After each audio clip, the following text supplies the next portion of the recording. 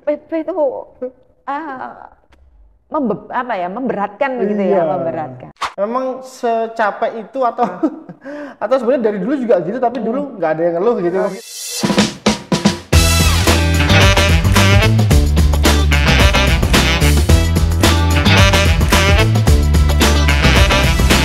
Selamat kembali Bapak Ibu semua, sahabat pendidik semua di Big Bang Education bersama saya Indra. Nah, hari ini kita kedatangan tamu spesial juga nih. Hari ini kita kedatangan lagi Coach Diah. Wah, ini ada Coach Diah nih ya, teman-teman ya. Kayaknya kok teman-teman di sekolah udah nggak familiar lagi. Kok nggak familiar, nggak asing maksudnya ya.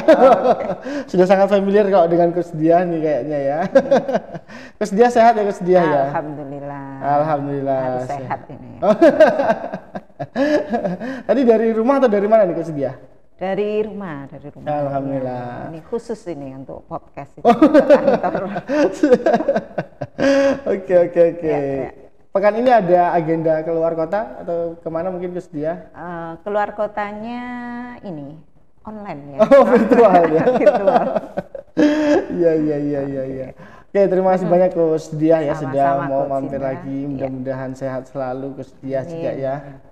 Nah, Coach Diah, akhir-akhir ini kan kita sering mendapati gitu ya, atau mungkin karena faktor Gen Z gitu ya.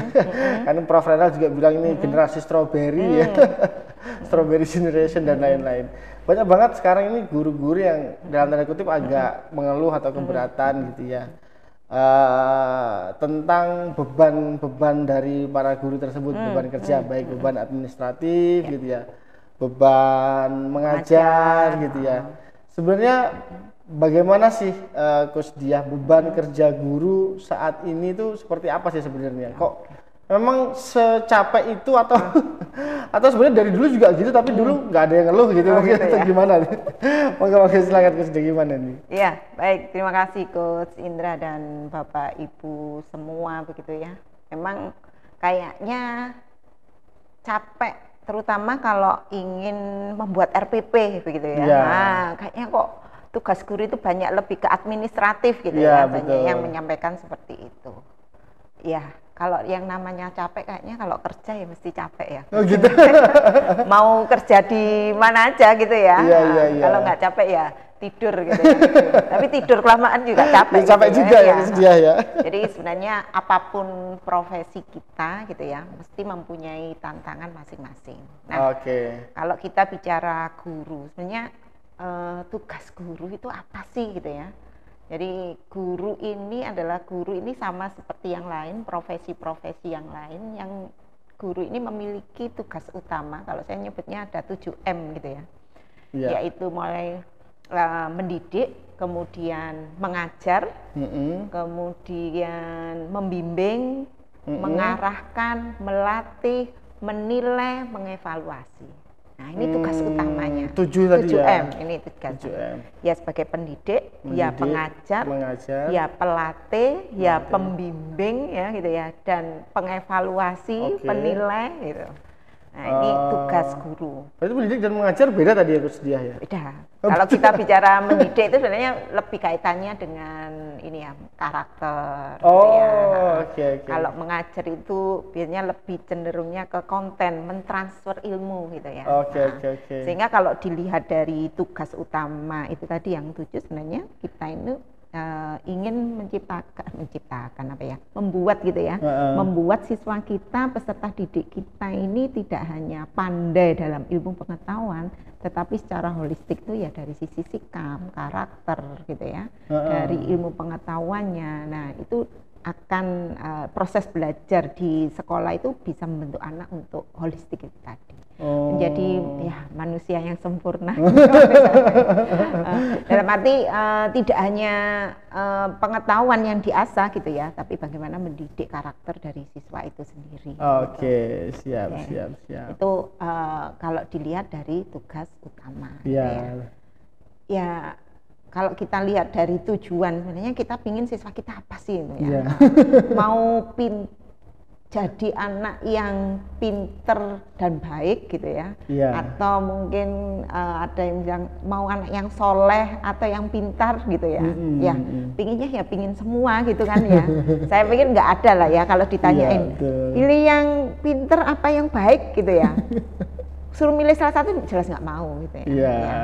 Jadi mesti pinginnya ya anak yang pintar dan anak yang baik gitu ya. Ya pintar secara kognitif gitu ya, bisa mengikuti perkembangan zaman, teknologi, tapi dia baik terhadap orang lain gitu ya, bermanfaat untuk orang lain, tidak merugikan orang lain gitu. Sehingga ini dua hal yang nggak bisa dipisahkan. Nah ini kan tujuan besar kita sebagai guru itu seperti itu ya, sehingga peran 7M tadi ya, tugas 7M itu menjadi hal yang harus kita lakukan. Nah, berkaitan dengan apa ini tadi ya, tugas administratif gitu ya, yang banyak gitu ya. Iya, biasanya banyak dikeluhkan itu. RPP itu memberatkan begitu ya, memberatkan. Ya. Kalau kita temui di sekolah-sekolah, mungkin tidak semua guru ya, ada banyak guru yang baik ya, guru yang bisa mengatur waktu gitu ya. Memang rata-rata yang mengeluhkan seperti itu membuat RPP-nya, menyusun RPP-nya itu untuk 1 tahun gitu ya. Kita bayangin ya, kita merencanakan pembelajaran untuk 1 tahun atau 1 semester ya, capek ya. Iya, betul. Ya. Bukan guru pun gitu ya, bukan guru pun, profesi apapun kalau harus merencanakan yang untuk 1 tahun gitu ya, kecuali kalau perencanaan besar ya nanti pasti step gitu ya, boleh lah. Tapi kalau harus RPP yang berinci terus untuk 1 tahun ya jelas capek gitu ya. Day to day lagi. Iya, tiap hari ini selama 1 tahun gitu ya, atau selama 1 semester. Ya betapa capeknya gitu ya. Maka memang ada mungkin kata-kata yang saya senang itu adalah bahwa sedikit lebih baik tapi istiqomah gitu ya. Sama ya seperti kita sebenarnya menyusun proses pembelajaran RPP. RPP itu kan rencana pelaksanaan pembelajaran. Atau kalau sekarang saat ini di kurikulum Merdeka ini kurikulum modul ajar gitu ya. Itu kan apa sih yang mau kita lakukan di proses pembelajaran ini? Siswa kita ini nanti mau mencapai apa sih gitu ya? Ada perubahan kompetensi apa sih yang kita harapkan dari siswa kita? Nah, ini kan perlu kita rencanakan ya. Iya, betul. Kalau ada yang mengatakan ya sudahlah gitu ya, tugas kita kan mengajar gitu ya, ya sudah ngajar aja. Ibarat kita mau pergi gitu ya, seperti ini, ya sudah pergi aja gitu ya. Terus mau pergi kemana gitu ya? Mau pergi ke Surabaya, ke Malangka begitu ya, atau mau ke Sidoarjo aja, atau mau cukup ke Gayung Sari gitu ya, ke KPI gitu ya, ke Kuanta gitu ya. Nah, ini kalau mengajar itu kalau ya sudah ngajar itu ya ibarat seperti itu, ya pergi aja gitu. Terus kita mau pergi kemana gitu ya. Maka kan harus jelas kita tujuannya apa. Nah, proses kita memahami apa sih pembelajaran yang kita harapkan, nanti siswa kita ini nanti bisa apa sih. Nah, itu ada di perencanaan. Makanya kalau kita bicara standar proses gitu ya, atau proses pembelajaran yang kita lakukan itu mesti 3 hal yang harus kita lakukan gitu ya. Ada yang namanya perencanaan, pelaksanaan, dan penilaian. Evaluasi. Iya, evaluasi. Ini mengajar itu ya kita melakukan hal ini gitu loh. Nggak bisa mengajar itu hanya proses pokoknya berangkat gitu ya, pokoknya jalan gitu ya, mau kemana? Ya pokoknya jalan aja gitu ya, kan nggak mungkin ya. Nanti satunya kemana gitu ya. Nah, maka ini 3 hal ini menjadi apa ya? Yang harus kita lakukan gitu ya, mestinya kita lakukan dalam proses tadi ya, tugas mengajar tadi, mengajar dan mendidik gitu ya. Ini menjadi proses yang harus kita lakukan. Siap. Ada juga pandangan begini ya, kita gagal merencanakan atau perencanaan yang baik itu kan 50% kesuksesan gitu ya. Nah, kalau kita gagal merencanakan maka kita gagal melaksanakan. Ya sama seperti itu ya.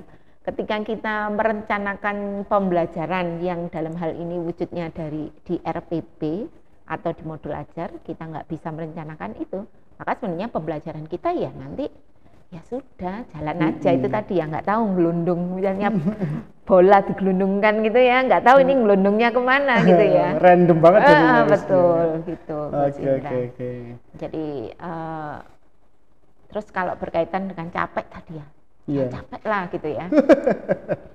Iya capek kalau itu tadi ya, kita susun 1 tahun. Maka memang Bapak Ibu sama juga capeknya kita mengajar gitu ya. Kalau ibarat kita ngajar terus dirapel 1 tahun gitu kira-kira gimana gitu ya. Capek juga. Capek ya, jelas capek gitu ya kalau harus merapel mengajar gitu ya. Iya. Maka mengajar kan ada jam ya. Oke, kita 1 minggu misalnya 24 jam gitu ya, atau 32 jam gitu ya. Oke, 1 minggu 24 jam. Saya khusus misalnya sebagai guru katakanlah PPKN atau Pancasila gitu ya. 1 minggu 2 jam atau 3 jam gitu ya. Kan 3 jam. Ngajar 3 jam kan ya berapa sih 3 jam itu kalau 40 menit kan berarti 2 jam 60 menit gitu ya, 120 menit ya 2 jam. 2 jam kan ya enak ya, enggak. Nah sama juga ketika kita merencanakannya gitu ya, di 1 minggu ini kita tidak memberikan waktu seperti kita mengajar, ya itu tadi ya nanti capek karena kita harus merapel. Kuncinya di situ ya. Bayangin aja misalnya kita mengajar 1 minggu misalnya matematika 6 jam gitu ya. Seminggu. Kalau 1 bulan berarti berapa? 6 kali 4. Ya, 24 jam. 24 jam kita selesaikan misalnya 2 hari atau 3 hari. Kira-kira gimana? Lebih capek ya? Jelas capek gitu ya kalau kita harus full. Maka Bapak Ibu sekalian, Bapak Ibu guru begitu ya, memang kalau waktu itu kan sama ya semuanya ya. Siapapun orangnya gitu ya, mau presiden mau apa ya waktunya sama gitu ya. Betul. Sehari 24 jam. Maka ada waktu kita mengajar gitu ya. Ada waktu kita mendampingi anak-anak. Maka ya beri waktu juga untuk melakukan proses untuk menyusun perencanaan. Tidak hanya menyusun sih, juga melakukan penilaian. Ini penilaian ini juga menjadi penting tantangan juga begitu ya. Tapi kalau sekarang mungkin relatif lebih banyak terbantu gitu ya. Kalau zaman dulu gitu ya, 20 tahun yang lalu begitu ya Coach Indra ya. Saya awal-awal jadi guru itu ya, kalau sekarang sudah ada teknologi ya. Kalau multiple choice itu kita selesai ulangan sudah dapat nilai gitu ya. Nggak perlu ngoreksi itu ya. Betul. Kalau saya dulu kan harus masih pakai plastik gitu ya di lubang-lubangnya, terus kita harus satu gitu ya. Membawa koreksiannya anak-anak dari sekolah bawa ke rumah, terus dari rumah balik lagi ke sekolah gitu ya. Itu waktu tersendiri gitu ya. Nah, belum lagi nanti merekap penilaian harus pakai kalkulator gitu ya. Harus merata-rata gitu ya. Kalau sekarang mungkin kita masukkan nilai gitu ya. Mau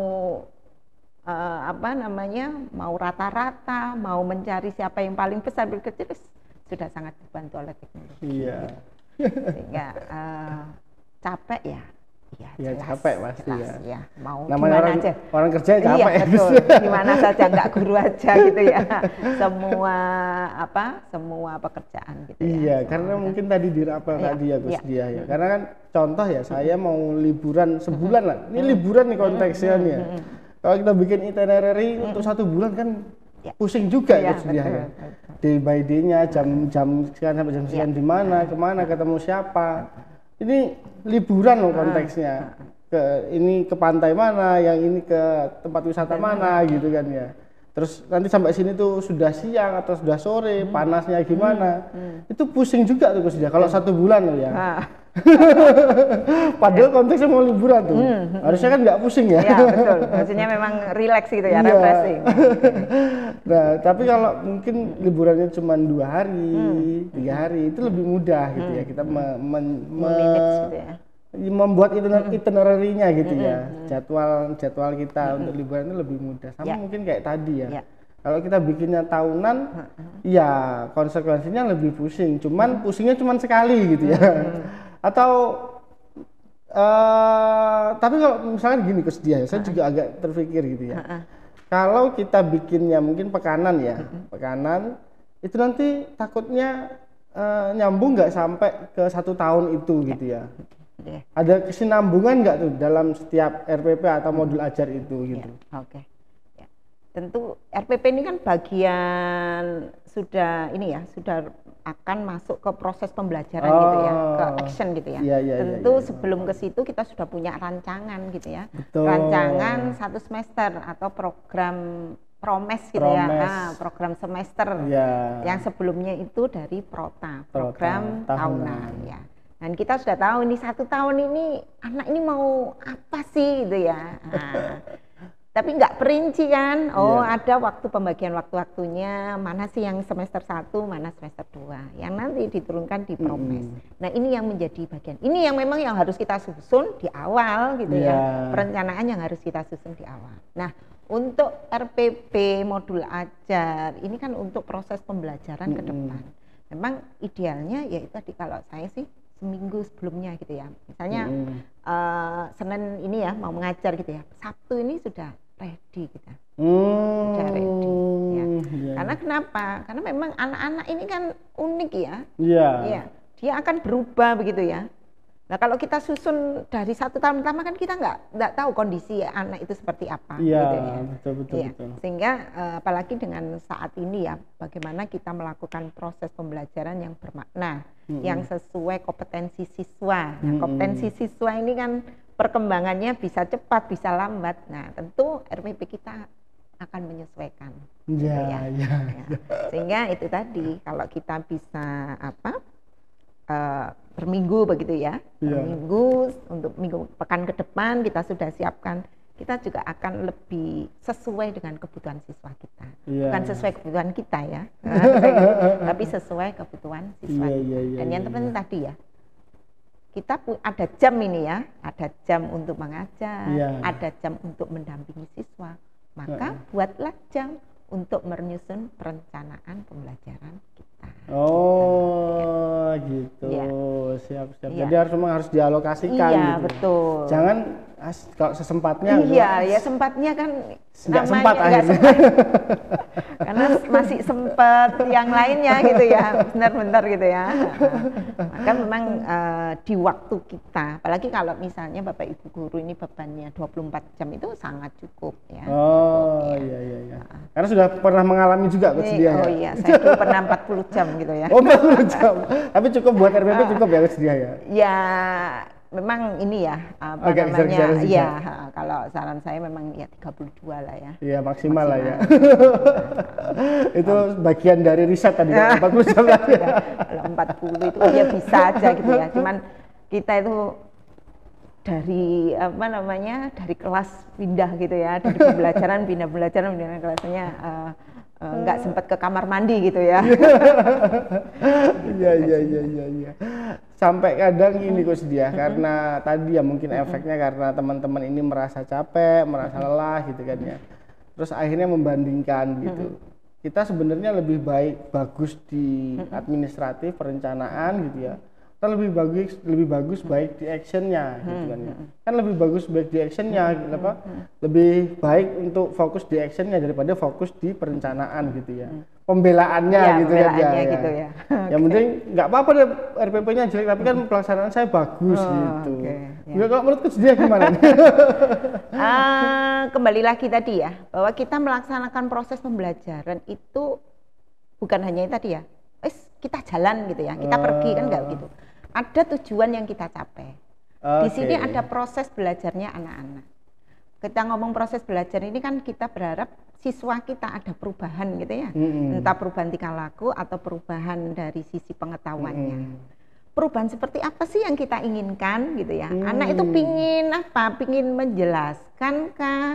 Dia bisa menganalisis kah? Atau dia bisa mengoperasikan kah gitu ya, atau apa? Nah itu kita kan harus memastikan bahwa kita tahu gitu ya. Sebenarnya kita pingin anak siswa kita ini nanti bisa apa sih gitu Nah, kita memahami nanti siswa ini bisa menjelaskan, bisa menyebutkankah, bisa membuatkah, bisa menggambarkah, bisa membacakah, itu ada di mana? Di proses perencanaan gitu ya. Nah, nanti kalau sudah tahu ini ya, tujuannya adalah saya pingin anak-anak bisa baca. Kemudian apa yang harus saya lakukan biar anak ini bisa baca gitu. Ini kan harus sinkron juga. Iya. Misalnya anak nanti bisa baca gitu ya. Katakanlah membaca puisi dengan intonasi dan mimik gitu ya. Terus anak-anak diminta misalnya nanti ya, diminta hanya membaca teks gitu ya, atau membaca cerita, kan nggak cocok ya. Ya kalau pingin dia berekspresi ya bagaimana dilatih anak untuk berekspresi. Nah kalau sudah ada nih ya, ini langkah-langkahnya. Terus bagaimana cara kita mengukur bahwa siswa saya ini sudah bisa loh membaca puisi dengan penuh ekspresi? Tentu kita akan membuat perencanaan penilaiannya. Nah ini bisa kita lakukan di mana? Di perencanaan, di mana? Di RPP. Nah RPP-nya sebenarnya Coach Indra ya. Jadi RPP ini kan teman-teman kadang bingung. Harus perinci kah? Harus yang berlembar-lembar kah gitu ya. Sekarang banyak pilihan ya. Mau buat satu lembar boleh gitu ya. Mau berlembar-lembar boleh gitu ya. Tapi yang perlu kita pahami adalah 3 hal ini kita memahami. Apa sih yang mau di pembelajaran ini saya pingin siswa kita nanti itu apa tujuannya? Nah, apa yang akan dilakukan terus bagaimana saya menilai? Sini. Ini mau ditulis lembar boleh, setengah lembar juga boleh gitu ya. Tapi kita paham ini. Iya. Kalau ini kita nggak paham syukur, karena dia mungkin atraktif gitu ya, menarik gitu ya. Cuman ini anak-anak mau dibawa kemana gitu kan? Nggak cuma hura-hura aja. Betul, mau dibawa kemana gitu ya. Iya. Jadi perencanaannya untuk memastikan itu tujuan yang mau dicapai dan bagaimana kita mengevaluasinya. Oke. Artinya di sini sebenarnya poinnya adalah kita tidak boleh menganggap bahwa perencanaan RPP atau modul ajaran yang kita buat itu hanya sebatas dokumen. Dokumen yang dalam tanda kutip itu dokumen mati gitu ya. Maksudnya hanya sebatas kepentingan untuk dikumpulkan gitu ya. Kalau memang begitu ya memang akhirnya menjadi memberatkan gitu ya. Jadi bukan ya saya butuh itu gitu ya, karena untuk merancang proses pembelajaran yang akan saya lakukan. Tuh ya, diingat-ingat tuh ya, jangan kok jadi menghakimi saya, astagfirullah. Enggak ya, maksudnya jangan kita menganggap bahwa RPP ini sebagai hanya sebuah dokumen yang harus kita buat dan harus kita kumpulkan gitu. Tapi dokumen yang membantu kita agar enggak lari kemana-mana. Gitu proses pembelajaran kita jelas mau kemana gitu ya. Nah, dan kita enggak kembali lagi nih kalau kecenderungannya itu tadi ya. Pokoknya jalan itu. Acuannya buku jadinya. Saya juga dulu sekolah acuannya buku. Jadinya buku yang jadi standar. Pokoknya kerjakan ini gitu ya. Ya, dari halaman 1 ke halaman berikutnya. Iya, tapi mudah memang begitu. Iya, memang mudah, mudah. Nah, itu pilihan dia. Kita mudah bagi kita gitu ya. Terus itu tadi membaca puisi tapi suruh ngerjakan ngerjakan soal kan nggak cocok ya. Betul. Jadi nggak selaras gitu ya antara tujuan dengan proses yang kita lakukan dan nanti penilaiannya. Hanya memang sering yang kita temukan begitu ya. Ketika lihat RPP-nya guru-guru itu, ini tujuannya kemana gitu ya. Terus yang dilakukan apa, kok nggak nyambung semua gitu ya. Antara tujuan, kegiatan sama penilaiannya. Karena itu yang paling sering saya temukan gitu ya, Gus Diah ya. Di RPP itu strateginya apa gitu ya, katakanlah jigsaw gitu ya, langkah jigsaw-nya mana ini gitu ya. Nggak ada jigsaw-jigsawnya ini. Paling sering itu sudah lebih dalam lagi gitu ya, dengan nama-nama strategi-strategi gitu ya. Betul. Nah, artinya tadi ya, memang ini kita butuhkan untuk kita agar nggak lari dari CP dan TP yang sudah kita tentukan gitu ya Gus Diah. Dari tujuan yang kita ini yang diharapkan gitu ya. Kan nggak sekedar kita mengelola kelas aja gitu, nggak sekedar mengondisikan kelas, tapi bagaimana anak-anak di kelas kita ini tadi bisa jadi anak yang pintar dan baik kan ya. Betul. Iya, menarik ini ya. Kadang mungkin kayaknya miss-nya di situ kayaknya. Jadi menganggap bahwa ini dokumen yang kayak anak sekolah dikasih PR gitu kan, membebani gitu. Karena dia mengerjakan hanya untuk sebagai alat buat dikumpulkan gitu kan ya, bukan untuk melatih dirinya gitu kan ya. Bukan untuk memang mempersiapkan saya mau melakukan gitu. Ya tinggal pilihan ya tadi ya. Bola ini mau gelundung begitu aja atau menggelindingkan dengan tujuan gitu ya. Dikasih rel gitu misalkan ya. Betul. Sehingga karena ini kita ada waktu ya. Ada waktu, kita ada batasan waktu gitu ya. Ada batasan waktu yang harus kita kelola gitu. Kalau tidak kita rencanakan dari awal gitu ya. Dengan waktu yang sekian ini yang pas buat anak-anak biar capek tujuannya apa ya. Nah, itu kan perlu pemikiran gitu ya. Iya, memutar otak gitu ya. Apa yang mana yang pas. Nah, sebenarnya sekarang ini Bapak Ibu guru sangat sudah terbantu ya. Banyak contoh-contoh, ada kita googling contoh itu banyak. Bagi saya sah saja gitu ya. Ini mungkin menjadi ide-ide gitu ya dari yang ada di di Google gitu ya. Kita contoh-contoh yang ada itu bisa menjadi menjadi ide kita gitu ya. Nah, tentu dari ide ini makanya kita perlu memahami lagi gitu ya. Jadi kita mikirnya nggak dari awal banget gitu ya. Jadi kita itu sebenarnya itu dia memodifikasi yang ada. Tapi kembalikan lagi bahwa kita paham gitu ya, pasti yang mau kita capai, apa yang akan kita lakukan dan bagaimana menilainya. Iya. Sehingga nggak dari awal-awal banget gitu ya. Menurut saya sangat bisa gitu ya. Ketika kita memberikan slot waktu memang untuk menyusun perencanaan. Ini, maka itu juga kalau sudah ada waktunya kan berarti harus kalau saya lakukan gitu. Iya. Selain memang kebutuhan kita untuk itu tadi agar proses pembelajaran yang saya lakukan berada di realnya yang gitu tepat ya. gitu ya. Enggak satunya kemana gitu. Oke. Tapi tadi kan baru di ranah RPP dan mungkin modul ajar gitu ya kalau di Kurmar ya, Kurikulum Merdeka. Sebenarnya ada nggak sih Gus Diah tugas administratif yang lain selain RPP atau modul ajar tadi kalau di guru gitu? Apa kira-kira ya? Kalau administratif dari misalnya guru gitu ya, secara guru ngajar bukan wali kelas ya, bukan wali kelas. Kalau administratif ya prota, promes itu ya, kemudian nanti tiap harinya itu RPP penilaian. Nah, tentu kalau kita membuat penilaian ya harus melaporkan gitu, membuat laporan. Terus mungkin mencatat gitu ya, mencatat temuan-temuan di kelas gitu ya, yang di jurnal gitu ya. Oh, jurnal. Iya, di jurnal. Ketika ada menemukan kejadian begitu ya di kelas itu kan perlu kita catat sebagai dokumentasi gitu. Iya. Ya, sebagai bagian juga dari proses kita mendampingi anak-anak ya, mendampingi anak-anak dari sisi sikap dia, pergaulan dia. Nah, di jurnal atau anekdot record gitu ya. Oke. Itu dari sisi administrasi untuk guru saja ya. Kalau wali kelas ada tambahan? Kalau wali kelas mungkin lebih banyak ya, lebih banyak itu dalam arti kan dia ada terutama untuk pelaporan. Ada proses pembelajaran tadi gitu ya. Kemudian ada pembiasaan yang dilakukan oleh anak-anak. Nah, pembiasaan yang dilakukan oleh anak-anak ini kan perlu kalau kita ini ada data gitu ya, terus datanya ini diapakan gitu ya. Nah, ini kan perlu dikelola gitu ya, dikelola untuk disampaikan.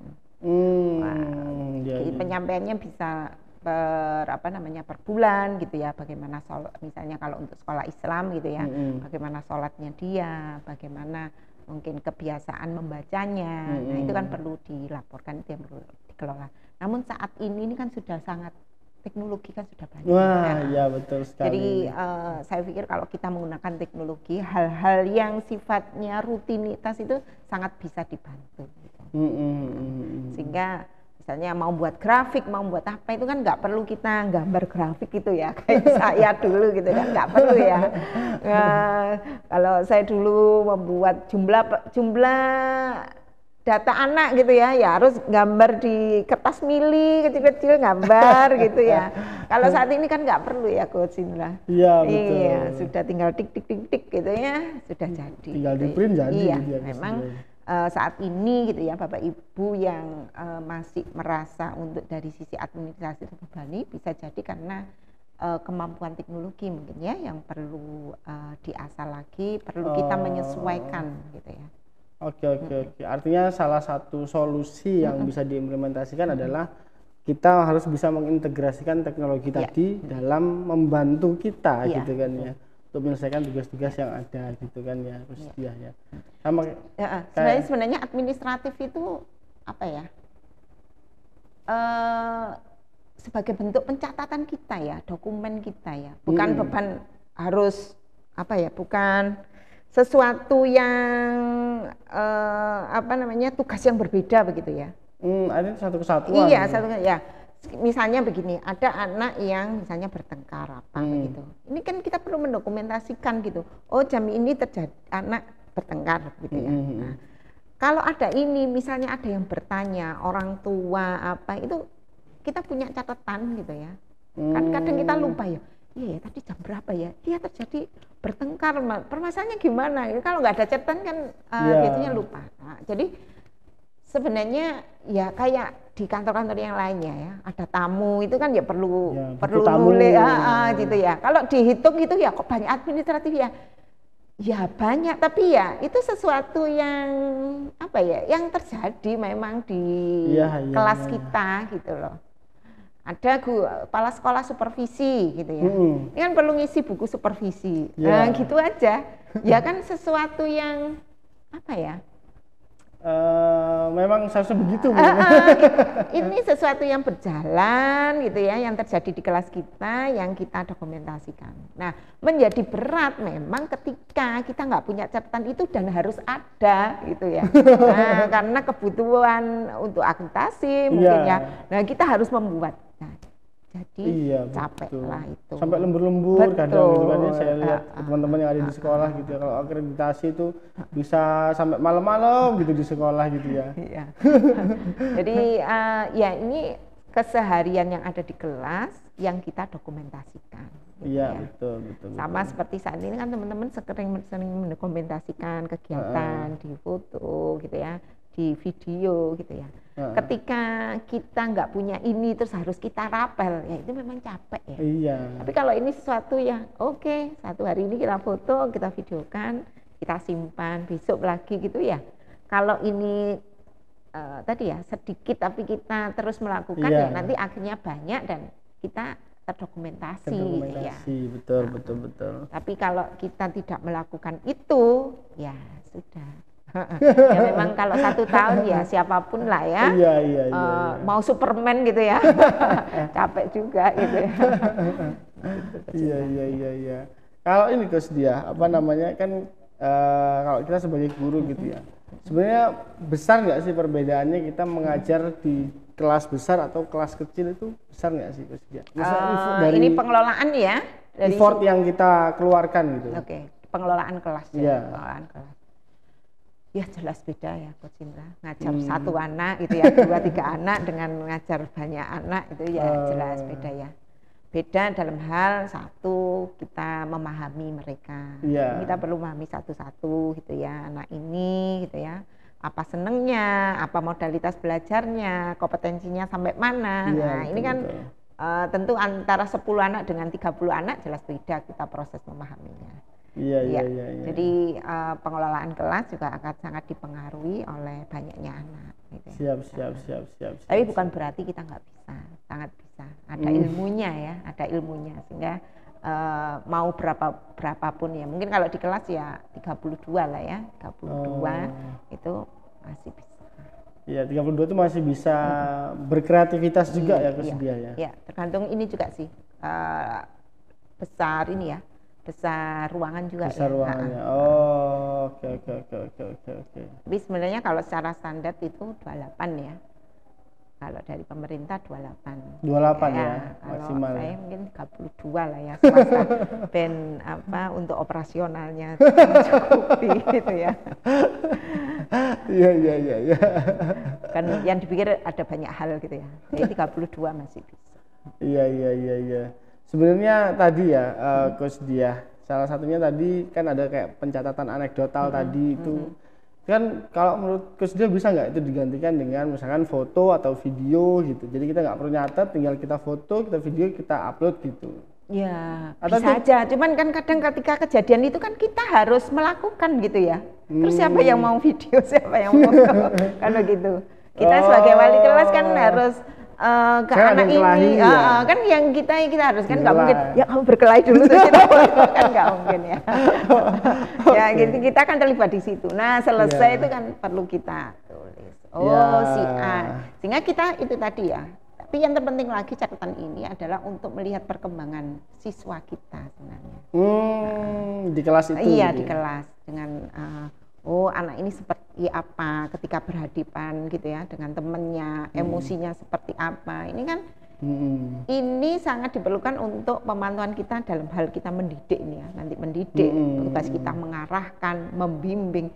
Ini anak ini sebenarnya seperti apa sih gitu ya. Biar kita lebih kenal juga gitu ya anak ini. Terus nanti mungkin kalau ada kejadian seperti itu lagi, bagaimana dia emosinya, apakah masih meledak-ledak seperti yang tadi. Jadi tidak hanya sekedar mencatat suatu kejadian gitu ya, tapi sebenarnya kita juga proses memahami memonitoring siswa gitu kita. Ya, salah satunya. Iya. Tapi kan tadi bisa jadi mungkin catatannya masuk ke Google Form boleh, gitu kan ya. Itu harusnya sangat mempermudah kalau menurut saya. Jadi kalau kan di Google Form kan bisa masuk spreadsheet, nanti masuk ke Google Data Studio kan juga bisa misalkan gitu ya. Nanti kalau sudah bikin laporan, nah itu udah gampang gitu ya. Seperti juga kita ketika memetakan anak-anak gitu ya. Anak ini modalitas belajarnya apa, itu kalau dibantu Google Form kemudian nanti dikelola oleh Google Studio sudah jadi deh gitu ya. Iya, gampang gitu ya. Maksudnya biar kita juga nanti ketika begitu mau akreditasi laporannya mana ini, tinggal download aja gitu kan ya. Maksudnya nggak usah buat-buat lagi gitu harusnya. Iya. Nah, ini ya memang teknologi itu sangat membantu gitu ya. Nah tinggal kita ini Bapak Ibu guru mau mencoba itu, mau belajar itu enggak, karena sekarang perkembangan teknologi sangat besar gitu ya, sangat pesat, jadi sangat bisa membantu kegiatan rutinitas kita. Ya, apalagi dulu kan ujian masih pakai plastik ya Coach. Yang dilingkar-lingkari gitu ya. Itu dibawa pulang ke rumah, sampai rumah belum sempat diperiksa, bawa lagi ke sekolah gitu ya. Atau dilubangi pakai ini nyonyo obat nyamuk ya. Pakai obat nyamuk ya. Kayaknya sekarang sudah nggak ada itu ya. Ya sekarang sudah bisa pakai Google Form dan lain-lain lah. Bisa juga pakai aplikasi kita ya Mastery ya. Nanti kita open source kan, kita buka ke teman-teman juga bagi yang mau menggunakan silakan nanti gitu ya. Oke Coach Diah, ini sepertinya sudah lebih dari setengah jam gitu ya, kita ngobrol-ngobrol ini nggak terasa gitu ya. Intinya tadi ya, di guru itu sebenarnya kita membuat perencanaan itu lebih ke kitanya, kebutuhan kita gitu ya. Mau dibuat setengah lembar pun nggak apa-apa gitu. Maksudnya jangan menjadikan itu sebagai sebuah beban yang harus dikumpulkan gitu ya. Karena kalau orang dikasih beban gitu kan ya capek memang Coach Diah ya, dari sisi psikisnya mungkin ya. Karena kalau itu kita buat sebagai bantuan, panduan buat kita, mungkin lebih nyaman gitu ya, disampaikan Coach Diah tadi ya. Dan jangan 1 tahun juga ya Coach Diah, kelamaan ya, terlalu banyak. Iya. Kalau mungkin prota ya 1 tahun gitu ya Coach Diah ya. Fase ini kan misalkan kayak fase 1 gitu ya, yang mau dicapai di kelas ini sampai mana nih gitu, CP-nya gitu ya, tujuan pembelajarannya mana aja yang mau dicapai di sini. Nah itu mungkin masuk ke prota, promesnya tadi. Tapi kalau RPP janganlah ya, kecapean nanti, habis tenaganya di situ. Betul.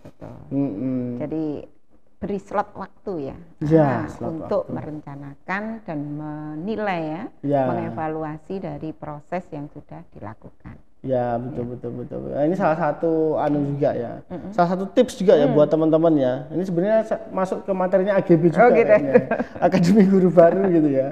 Tapi sudah jalan ya Coach Dia. Sudah jalan. Nah ini berarti ada lagi tahun depan ya kayaknya. Insya Allah. Bagi teman-teman yang mau ikut Akademi Guru Baru, silakan nunggu dulu tahun depan ya. Atau nanti bisa menghubungi teman-teman. Kalau kita bicara AGB itu sebenarnya membantu ini ya, di sekolah-sekolah, lembaga-lembaga. Ya, betul. Karena tiap tahun kan mesti ada 1-2 guru gitu ya, yang mereka juga perlu diberi bekal dulu gitu ya. Betul sekali. Sehingga tidak harus mengadakan sendiri, itu mengadakan sendiri terlalu besar. Effortnya. Betul. Jadi sekali. Ini wadah untuk kepala-kepala sekolah, para pimpinan sekolah ini ya, untuk proses pembinaan guru barunya. Dan kepala sekolah jangan khawatir gurunya ikut ini terus nggak ngajar ya. Karena ini online ya Coach Dia ya, betul ya. Online dan adanya di Jumat Sabtu ya Coach Dia ya. Insya Allah di waktu-waktu yang longgar lah gitu ya. Jadi pastikan tahun depan guru-gurunya diikutkan dulu. AGB gitu ya. Terima kasih banyak Coach Dia. Sama-sama. Senang sekali rasanya bisa sharing gitu ya. Tadi saya dapat banyak insight sekali dari Coach Dia juga ya. Jadi nanti kalau ada guru-guru yang nanya ke saya mungkin agak bisa sedikit menjawab gitu ya. Terima kasih banyak Coach Dia.